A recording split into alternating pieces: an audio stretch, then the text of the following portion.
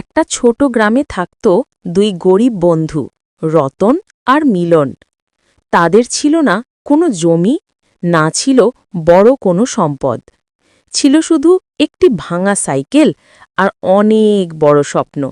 ওরা প্রতিদিন নদীর ধারে বসে ভাবত, কি করলে আমরা বড় হতে পারি? বন্ধু, আমরা শুধু বসে থাকলে তো কিছু হবে না। ঠিক বলেছিস, চল কিছু একটা ব্যবসা শুরু করি। তাদের কাছে ছিল মাত্র ৫০ টাকা। তারা সেই টাকাই ১০টা লেবু কিনে শহরে গিয়ে শরবত বানিয়ে বিক্রি শুরু করল। প্রথম দিনে তারা লাভ করল ২০ টাকা। দেখেছিস, আমাদের ব্যবসা শুরু হয়ে গেছে। কাল আরও বেশি লেবু কিনব। দিন যেতে লাগল।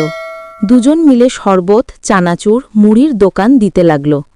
সবার ভালোবাসায় তাদের ছোট দোকান একদিন বড় হোটেলে পরিণত হল। গ্রামের সবাই অবাক। এই দুই গরিব ছেলে আজ গ্রামের সবথেকে বড় ব্যবসায়ী।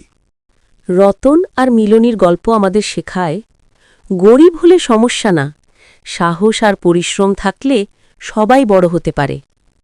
বন্ধুরা, এই ভিডিওটি ভালো লাগলে চ্যানেলটি সাবস্ক্রাইব করে দেবেন, কমেন্ট করবেন আর লাইক করবেন ভিডিওটি।